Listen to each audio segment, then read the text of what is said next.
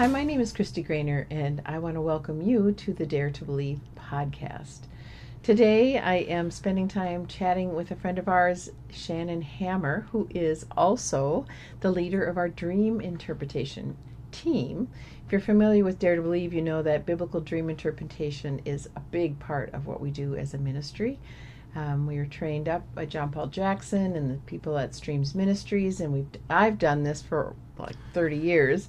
Shannon, though, had a real interesting journey to come to be the person who's in charge of our team. And we'll tell you more about that team. It's a volunteer team, but first of all, I want to let you know that you can go to our website. If you're a dreamer and you have some dreams that you're wondering about what they mean, first of all, please be patient with us. We have a lot of dreams come in, and we have a volunteer team, so we get to them as soon as we can. But you can go to our website, dtbmn.org, and /dreams, and we will take you to all of the information about our dream interpretation classes and dream interpretation opportunities. But Shannon came to be involved in our ministry quite a while ago. You're thinking it's about 2019. 2019 was when I first came to ETS and started school. Oh, so it was school. even prior to that. It was prior to that. We had, I think, several years of me coming to classes individually before I committed to going to school. Okay. So Shannon works with a woman who had been through our school and who is pretty excited about all that we do. And Shannon has a lot of gifts and a lot of supernatural gifts. And this woman, and she's a dreamer, a prolific dreamer. And so her friend, this common friend of ours, said, "You know what? You got to meet Shannon." And so she, every time I was in the area, she brought Shannon to talk with me, and we interpreted dreams, and we began to get to know each other. We did. Right? And that was quite a while ago. And you came to some classes. Do you remember what classes you took? The first one that I was invited to was when Reese Saunders was speaking on dreams. Oh, wow. That was quite a while ago. It was a long time ago. And so that just got you going. It got us going. So having a lot of dreams, knowing there was something spiritual about them, but not knowing what to do with it was kind of where you were. And so you're following the Lord, going to a church, but not much supernatural was happening in your church. And so how did your pastors at that time feel about these giftings? Or do you even know? Did you ever have a conversation? There was one conversation where I tentatively broached it, and I was told to stay completely away from it. Yeah, which is unfortunate. I mean, so many times in the body of Christ, leaders are, there's more fear because of some of the messes that have been made. And have been messes, unfortunately, made with some of the spiritual giftings. But to throw everything out because of that is unfortunate. So you did decide eventually to come to our ministry school. I did.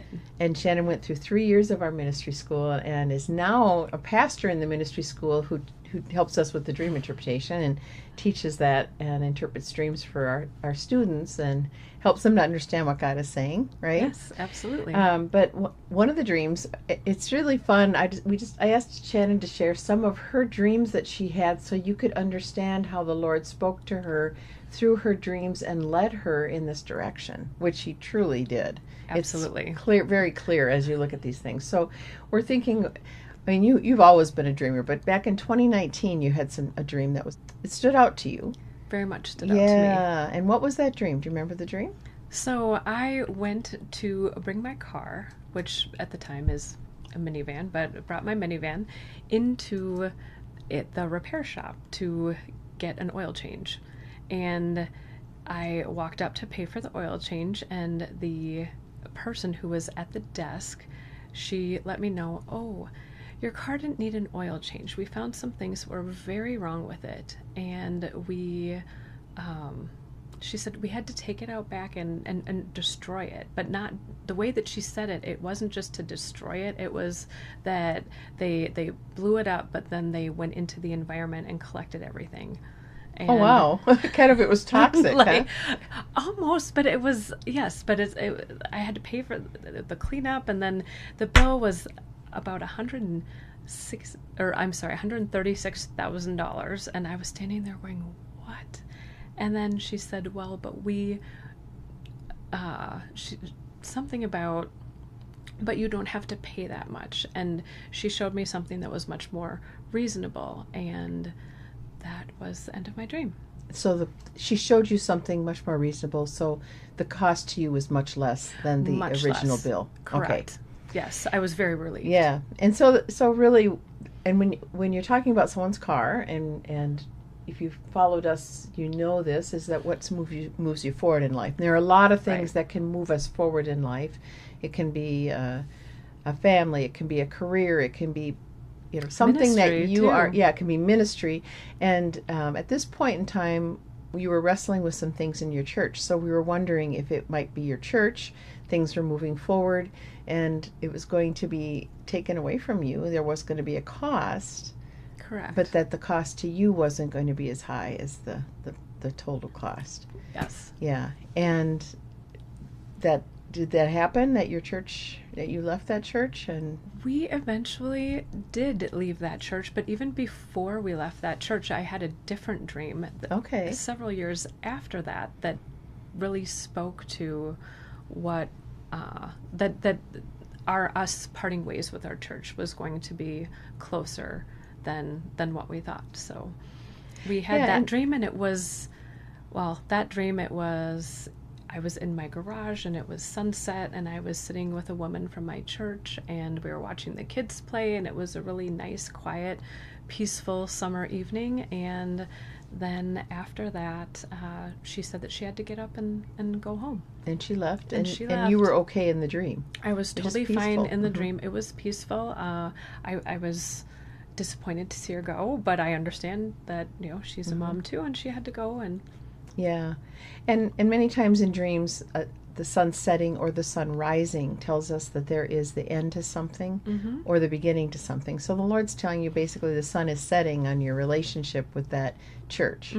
And it didn't grieve you, although you would miss people. You would miss it. and but it was we okay. have missed people. Yeah. That is true. And so that was a confirmation to you in your heart that, it's time was. to go ahead and make that move. And at the time that I had the first dream, it was not as imminent as the second dream. The second dream, we knew that the parting with our church was closer. Because that's a hard transition, and you love people, and it's not like the church was doing evil things. It's just it not was at all. not feeding what you were needing in this season of life. Correct. And so the Lord was helping to steward you through this so that you could bless them and move to another place that you would get what you needed. That is exactly what happened. Yeah, he's so kind in how he does that. Yes. And then you had another dream. I did. Okay, and what was that dream? I dreamed that I was in a parking lot, in a parking garage, and I had one of those life rafts, or like rafts that you see people going down rapids with, like in Colorado and all that Whitewater stuff. rafting. Whitewater raft, yes. And I was in the raft. The raft was towards the back part of where my car was, and I even had an oar, but I was You're in just a parking, sitting there. yeah. I'm sitting there in a parking I garage. do remember interpreting that dream for you and there's a little more to the dream, but basically the Lord said, you've got this gifting and you've got this ministry, you've got this on your life to move forward with things for people, and you've got Correct. this raft that can go through some crazy things and take people and keep them safe, but you've got it in the wrong place. Right. And was that before you left the church, or was that after? Do you remember? That was after we had left the church. Okay. And I had done all 3 years at ETS Oh, okay. consecutively, and it was after there was 1 year where I needed to be at home and I needed to tend to things there. And Shannon has 4 children, so being at home is a pretty important thing. Yes. So Shannon did come to our school. ETS is Emerge Transformation School, and you spent 3 years there. And did you feel that equipped you well? And Absolutely. okay, so I learned all the things that I was hoping that I would learn, and have things explained to me in a biblical way, so that I could reflect on certain things that had happened to me all throughout my life. And I had a biblical basis for it. That's great. So you came to ETS at Dare to Believe. You found a new church. You're moving in your giftings. You took a year off, And the Lord said, okay, you are so prepared, but you've parked it. In being in a parking ramp, you've basically Right. parked your gifting, and you've got a very powerful gifting, and you need to get out there and use it. And so Right. that's when you came back and you started serving at the school I as a did. leader. And after I started serving at the school, about a year after that, I had another dream where I was in the parking lot again with the raft, but there was water this time. But you're still in the parking lot. Well, moving out. Yeah, but isn't that beautiful how he tells you all along? He's led you. He continues He to has. lead you. Mhm. Yeah, that there is more for you, that you are on the right track, or that there's a change coming that he warns you about, Correct. so that you can move. And so that was, the journey with Dare to Believe and with dream interpretation started well before 2019. We're probably 16 or 17. Correct. Yes. And then you learned to embrace the gifting. You shored yourself up and prepared yourself, and now the Lord has you leading the He team. does. Can you tell people, what does that look like for you to be leading our dream interpretation team? So we have a team, I believe there's 14 of us all together, and we have people who have been on the team for a long time, and they have been released as interpreters. And we take a process for that. It is a process, and I know for me it was several years, Mm-hmm. and so we have new people on the team that have come on, and they are just starting out, and so Yeah, they're being mentored. They are being mentored. We help guide them, and so I help them go through the dreams and look at the interpretations and the way that we speak to the dreamers, and we really sit down and walk with them hand in hand, and then eventually we kind of let them do a little bit more on their own, but then the goal is to have them be fully released and to be one of our interpreters, and hopefully someday have them help mentor someone else too. What's your favorite part of mentoring this team or leading this team?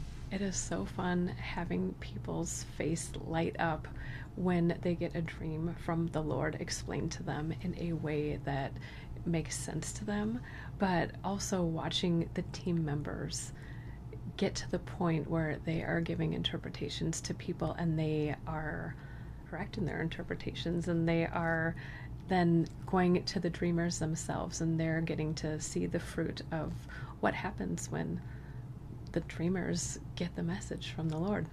That's so good. And you're doing very well on leading that team. Thank you. So if someone is interested in learning more about dream interpretation and possibly becoming part of the team or having a dream interpreted, what would you suggest to them?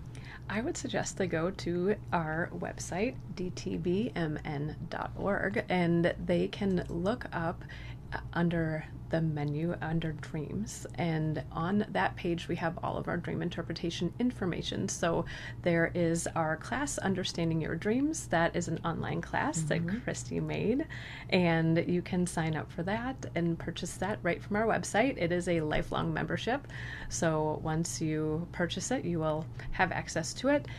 We also have virtual dream labs that you can find in our events tab, so scroll down on the events page, and that happens every other month. So And that is really fun because we have myself and Shannon and our dream interpretation team, and you can get a Correct. dream. We'll do a little bit of teaching, but you get a dream interpreted there as well. Yes. If you have one to interpret, or you can just watch the process happen. yes, Yeah. I am fascinated by doing both. Yeah. So, and then we also have pop-up coffee shops. So our Notorious Coffee, we meet with that team, and the dream interpreters will help interpret dreams, and other people just stop in and get really good coffee. So Yeah. if you're in the Burnsville area, please check it out. And so those pop-up coffee shops happen in Burnsville, Minnesota at this point. But the virtual dream labs are online, and we do have dream interpreters all over the place. So if you want to be on the dream interpretation team, you can be trained up by Shannon virtually as well. Not just here in Burnsville. You can be trained up and mentored virtually. Yes. So if you are interested, we would love to hear from you, and you would work with Shannon and team, and we are excited about what God is doing through dreams. So again, you can find all that information on our website, dtbmn.org/dreams. And if you want to see more dream interpretations and hear what is happening at Dare to Believe, Please like this podcast and you'll get updates whenever we post something. So blessings and thanks for joining us. Thanks, Thank you. Shannon.